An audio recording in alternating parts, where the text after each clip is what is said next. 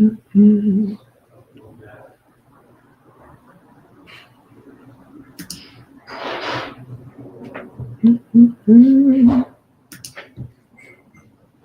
righty. Hello, hello. Hey guys, how are you? Welcome to Thursday Live. We're going to be talking about some things I think that are going to be really helpful to you if you usually respond in a certain way to certain things in your life. I know that sounds very vague, but we're going to be going over it. So I just want to give you a second to get on. I'm going to have a little sip of my mushroom blend. Love it, love it. Welcome, welcome. And if you have any questions, please put them in the comment section. I will be answering all the questions. I hope this is going to be useful to you. And I'm going to be also at the end announcing something that I think is going to be very interesting and helpful. So stay to the end. And if you're watching the recording, please comment, and I will be looking at the comments throughout the week. All right. Hope everyone's doing great. So this live is called How to Change Your Usual Negative Reaction into a Positive One. So the questions I have for you, if this is for you, is your usual reaction to something less than positive sometimes? Okay, so be honest. Do you tend to judge people or things before you get the full story? That's another question. And do you tend to stress out or get afraid as a first response? So if the answer to any of these questions is yes, you're really going to love this live, because I'm going to be walking you through a process that's going to help you shift from the negative to the positive. And I have used it myself because sometimes my reactions are less than positive, and I need a little shifting in my life. So, and you can use this anytime, anywhere. It doesn't take that long. We're kind of going to go through it now so that you can have the experience. And then after this, you can repeat, rinse and repeat, as they say. It's not a one and done. Okay. So I just want to explain, first of all, that this is not your fault if your response is negative. Our brains love the usual, the pattern. It's all about what's familiar and what's the pattern. And the brain doesn't want to work too hard, so it takes shortcuts. In other words, oftentimes what happens is we have an experience maybe a long time ago. If it's an experience that causes us to have a strong reaction, then our brain oftentimes will say, oh, that's what I'm supposed to do when this happens, as a shortcut. Otherwise, it feels like if your brain never remembers anything, then everything would seem novel to you. It would be impossible to function. You wouldn't know where you are in your bed in the morning. You wouldn't know how to brush your teeth. You wouldn't know where to find food. Like, it just would not be good. So the brain comes up with dealing with the things that happen over and over again. It starts making patterns in our brain, and it takes shortcuts.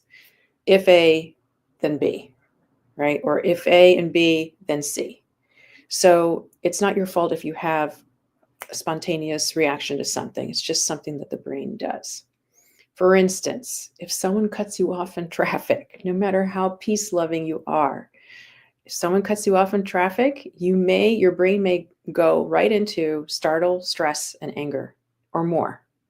I have friends who, flip people the finger or yell when they get cut off in traffic, and it's not logical. It's just what the brain does.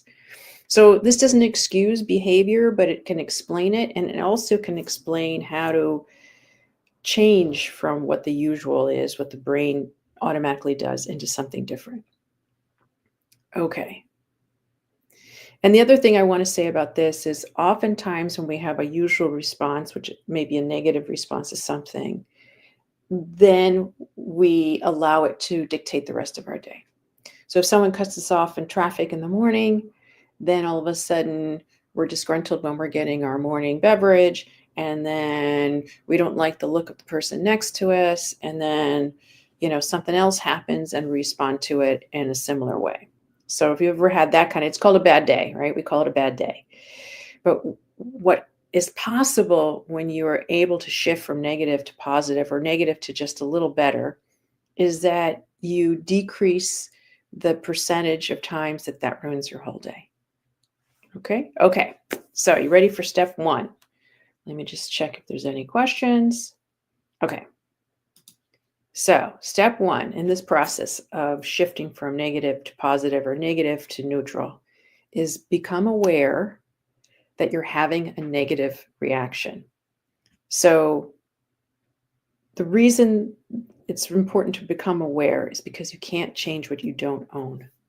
I heard that recently and I was like, yeah, it's true.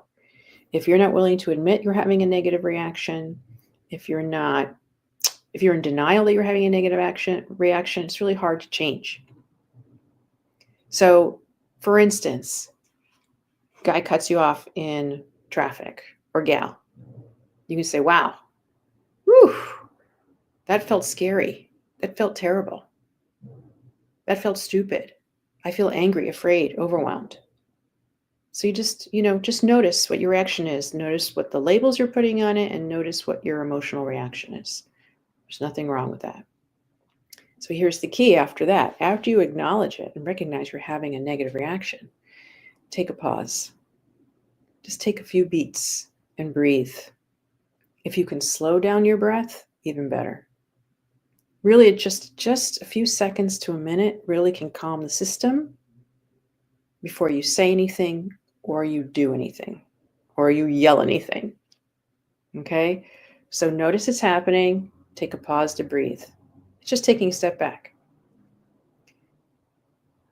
Then the next thing you do is notice what happened versus the story of what happened. So what happens versus the story. So, for instance, what happened? The driver came really close to my car, hitting it.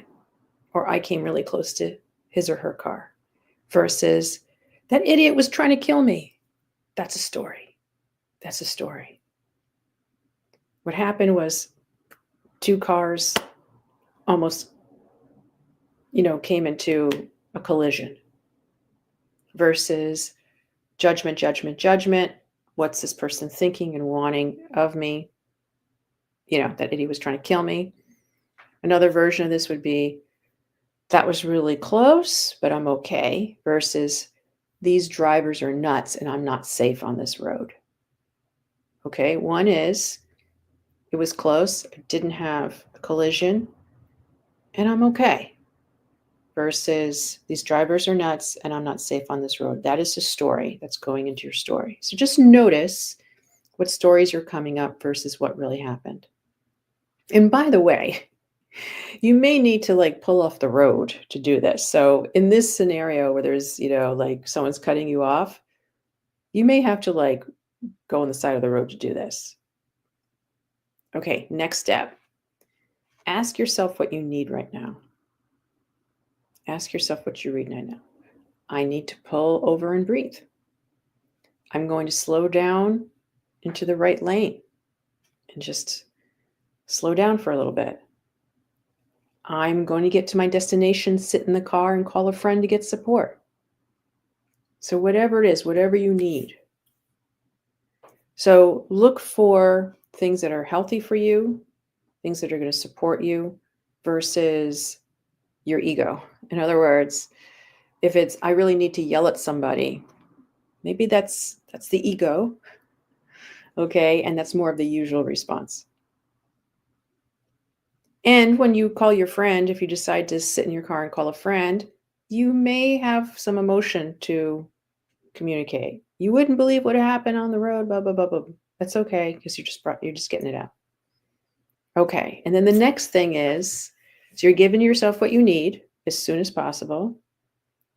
And then the next thing is to remind yourself that your brain's job is to keep you safe, but doesn't always see the best way to do that. In other words, the brain's job is, how do I keep this person alive? But a lot of the usual ways we react are dysfunctional ways to do that and are not serving us anymore. So getting into a fight with the person who cut you off, that's a response, but it's not necessarily going to keep you safe. It's probably going to, could cause an accident, or the other person could lash back at you. I mean, it's not necessarily safe at all.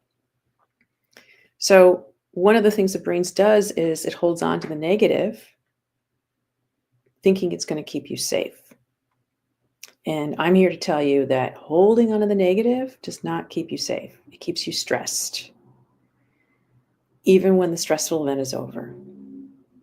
And when you are in chronic stress, it does not keep you safe. It stresses out your body. It keeps you in a part of your brain that doesn't help you make good decisions. It doesn't allow you rest. It often leads to dysfunctional behaviors. When you're stressed all the time, you're more likely to yell at the kids or take it out on someone who doesn't deserve it, or make more problems in your life. So it's fine. You have things that happen. You may have the initial reaction, and that's fine. That's your body going, I need to respond to this. And then what you do after that, you can shift into a healthier place so that you're not popping off every time something happens, and you're not keeping your body in chronic stress, which is not good for your body. Okay, just going to look for some more questions. Okay, no more questions. If you have questions, please put them in the comments section. I'd love to answer them.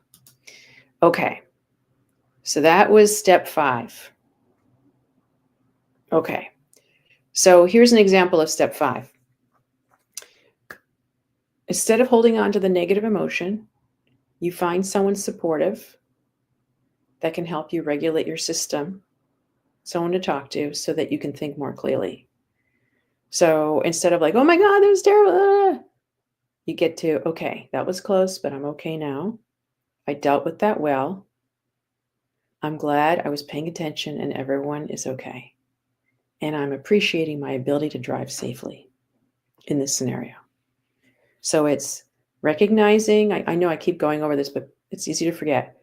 Recognizing you're having a negative reaction, taking a minute to breathe and pause, notice what happens versus your story of what happens, asking yourself what you need, reminding yourself that your brain's job is to keep you safe, but it doesn't always do that the best way. In other words, the usual response isn't necessarily helping you anymore, and it's time to come back to center or a more neutral state so the body can relax. And that is to say, okay, it was close, but I'm okay. I dealt with it well. I'm glad I was paying attention. I'm glad everyone's okay. And I'm appreciating my ability to drive in this scenario if someone cuts you off. Any questions so far? Any questions? Okay, no questions. Okay. So if you're stuck in all this, get help. Get help. This is not easy work to do. If you follow these steps, you're going to get somewhere for sure. But there may be a future situation where it's too overwhelming and you forget the steps. So get some help. It could be a coach, a therapist, a practitioner, a good friend, someone who can guide you through tools, methods, processes that can help you shift from the usual to the more healthy, the more grounded, the more relaxed, the more focused. I'll give you a quick example. Today, I felt stressed because I had to go to the airport for a meeting, for an appointment for something. And I never drive to the airport because there's so much traffic. And I had to figure out short-term parking. And I know that sounds to a lot of people like a very minor thing, but that will get my stress up. So I used my tools to recognize, okay, I'm feeling this way. There's nothing to be ashamed of. I'm not going to judge myself. And I used my tools to bring down the intensity of the stress. It wasn't completely gone, but it was down. And when I drove there was a part where I wasn't sure where to go. And I thought it was one way, but it was another. But guess what? The GPS just rerouted me and I got to where I needed to go. And I gave myself a lot of credit for that. I said, I'm here. It's good. I did it. Good for me. I'm going to celebrate this. And I really appreciated that. I kind of got over myself. I got over the fear. I got over the stress. I did it even though I was stressed, but I kept that stress fairly low so that my brain could think more clearly. And man, when you're stressed, your brain is not clear. We've all had that experience of feeling stressed and nothing makes sense. And then you relax and you go, oh, okay, I see how. So I hope this was helpful to you. If you want to explore how to do this, or this is my offer of the week, if you want to explore how life can not just be less stressful, but lighter, more fun and funny, I am starting a class on Tuesday, April 1st, where I teach moms, women in general, how to take what drives them crazy and turn it into jokes. So that's sort of more of an extreme version of this. It's not just to feel okay about it, but to take your everyday agita and make it into a mic drop, make it into a 5-minute set, and then you get to perform that. It's a lot of fun. And it's called One Funny Mother Stand-Up Comedy for Mom Class. I do it all virtually. So if you're interested, I'm going to put the link below in the comments section so you can check it out. It's one of these classes that's really transformative. Women have reported me over and over and over again that they come in kind of nervous, not sure if they can even do this. And at the end, they feel like they can handle anything. That all the stuff that was stressing them out was really just material for their set. And it was such a beautiful experience to watch them tell jokes about themselves and about their day and about their families and whatever was going on. It changes the relationship. It changes the story. It changes how you experience life. So if you would like to do that, please join us on April 1st. All the details will be in the comment section. I'm burping for some reason. I don't know why. But anyway, if you'd like to do that, just let me know. We can get you signed up for that. So here's what I have to say. Finally, being a professional mom can be really hard. In fact, it can suck sometimes, but it also can be one of the best adventures of your life. And life gets way, way better when you befriend and believe in yourself through doing work like this, when you have a supportive community, and you can laugh at what usually drives you crazy because you're worth it. So I hope you have a great day. I will see you next Thursday. And if you have any questions in between, I would love to see comments or questions. I'm available to answer them. If you're interested in the course, just go right and you can register or reach out to me and we can talk about it. It starts Tuesday, April 1st. It's a daytime course at 1 p.m. Eastern, just for an hour a week for 6 weeks. And then we do a show. And I hope to see you guys next Thursday. Have a great week, and I hope your reactions are positive ones. All right, take care. Bye-bye.